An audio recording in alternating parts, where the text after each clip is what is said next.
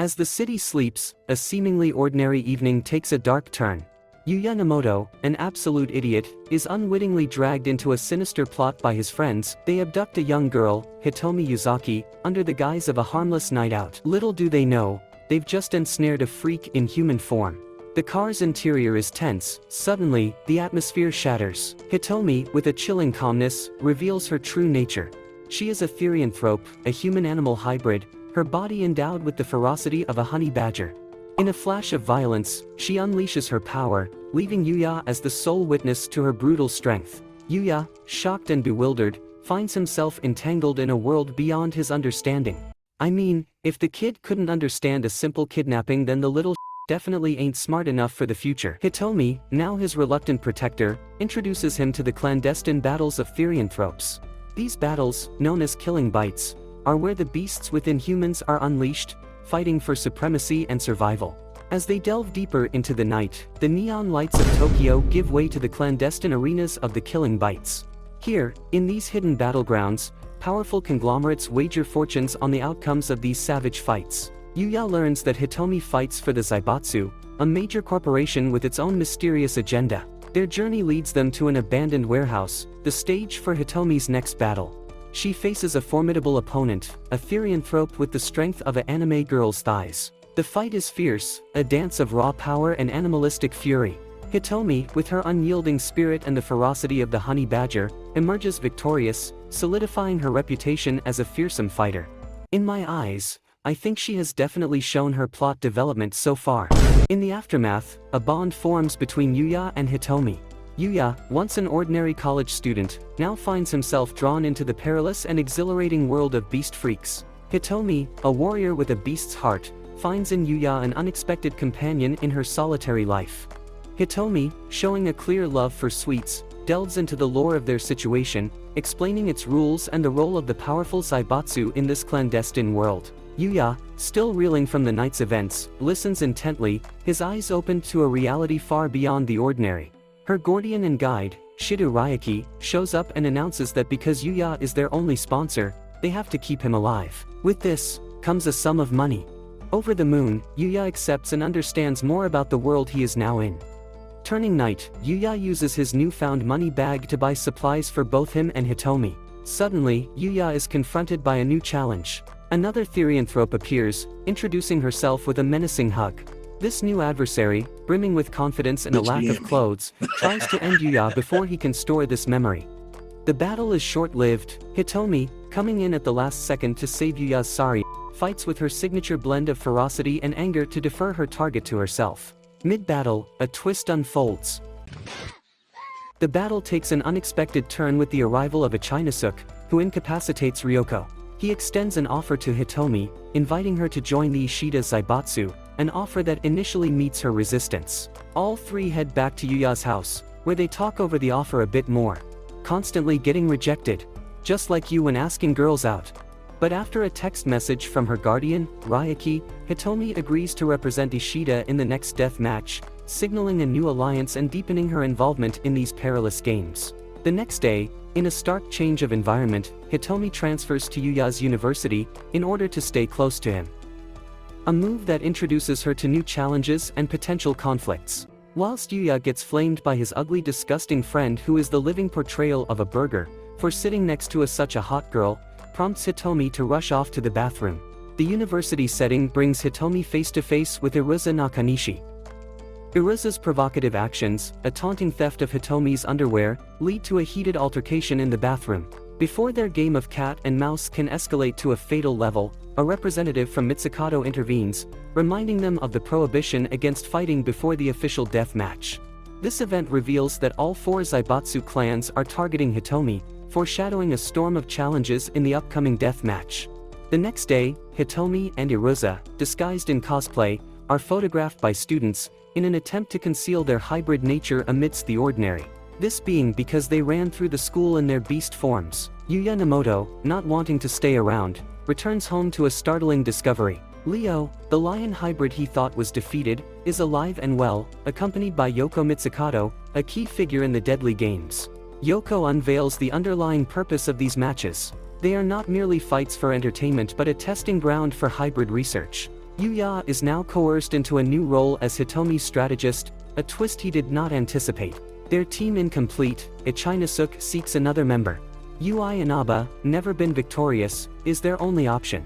However, her recruitment is marred by violence as she is attacked by Akemi Kishimoto, a horned lizard hybrid.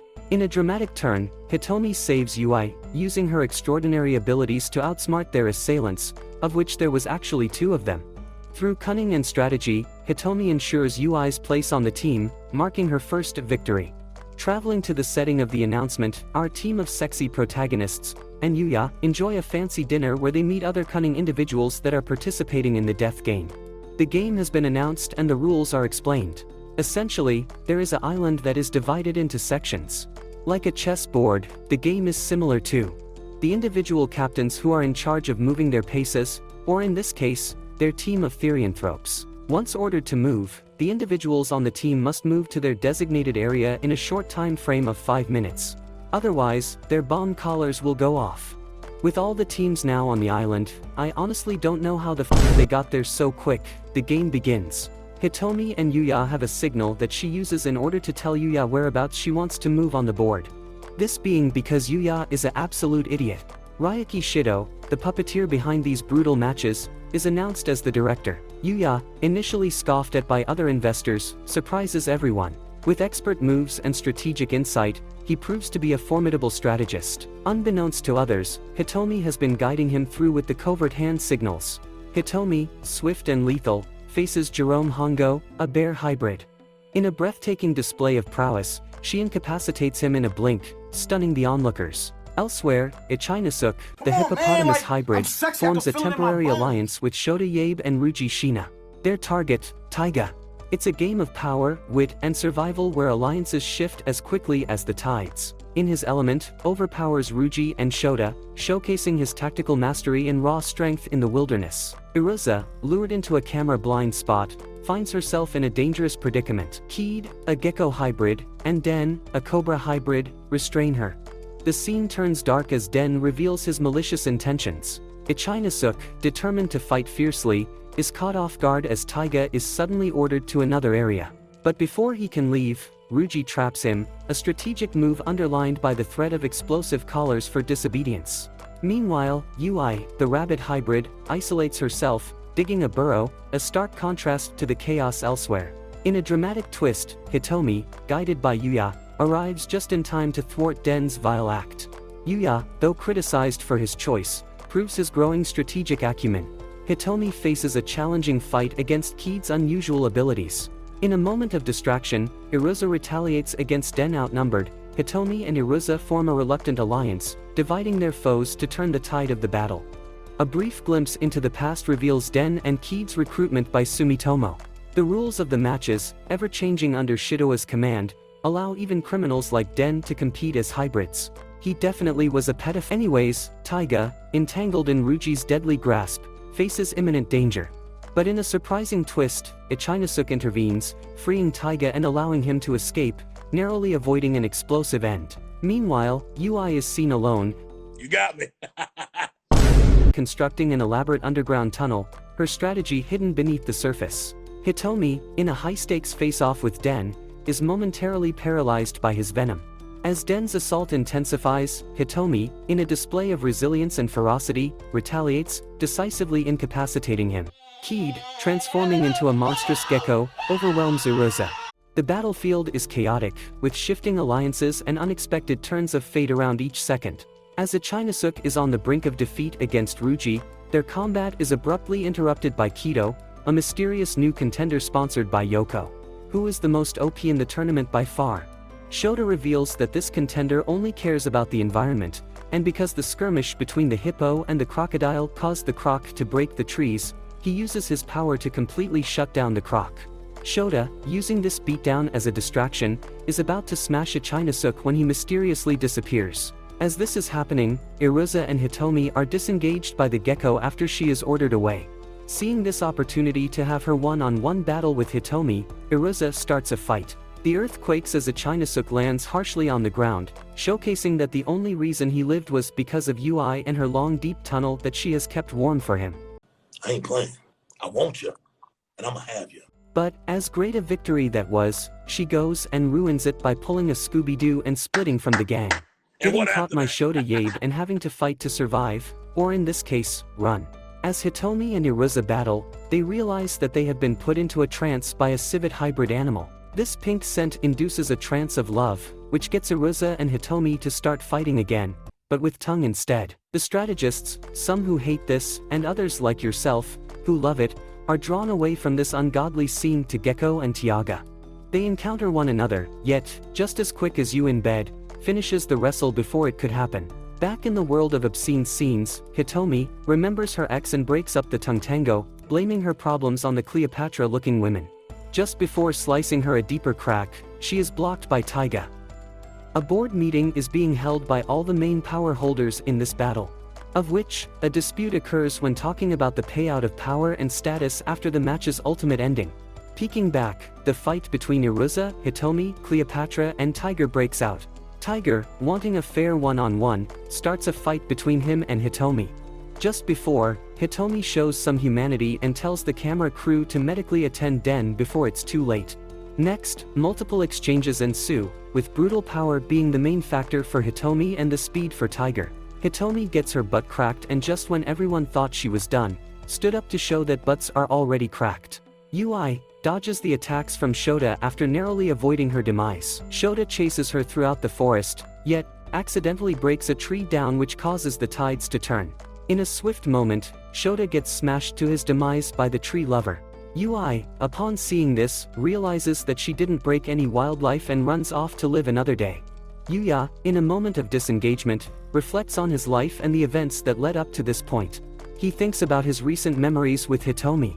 Upon realizing he wants to make his life work, finds a new resolve and motive which allows him to take control of the playing field with more decisive actions. He distracts the fighters with ordering UI to pop up in front of all of them. After being a distraction, Hitomi gains back to her feet. Just when all was going to plan, Tree Lover comes over and takes Hitomi out. Apparently, Yuko persuaded Tree Lover that Hitomi had somehow hurt the environment, leading him to target Hitomi in this island battle. Getting completely decimated, Hitomi is down for the count.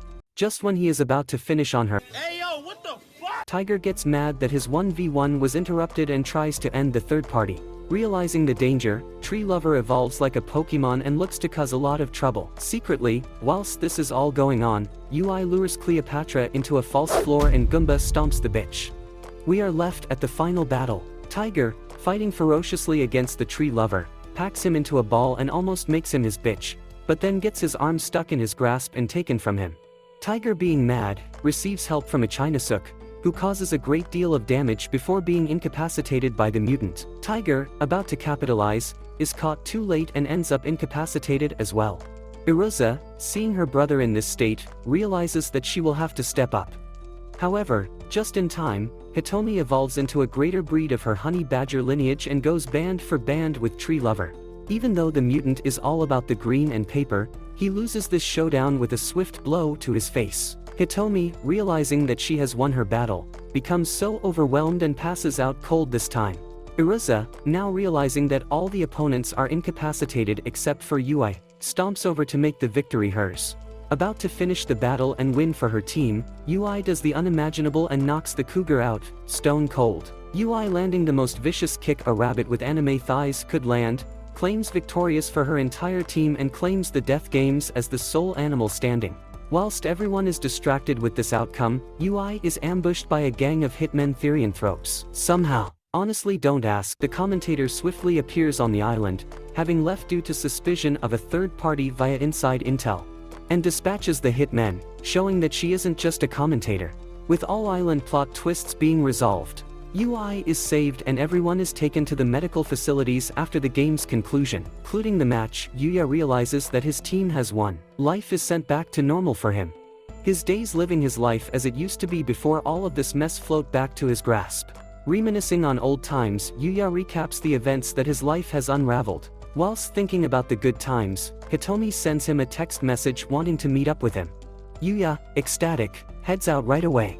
Meeting at their first memorable spot, Yuya and Hitomi reconnect and talk. Yuya, happy to see Hitomi is still alive, wants to talk.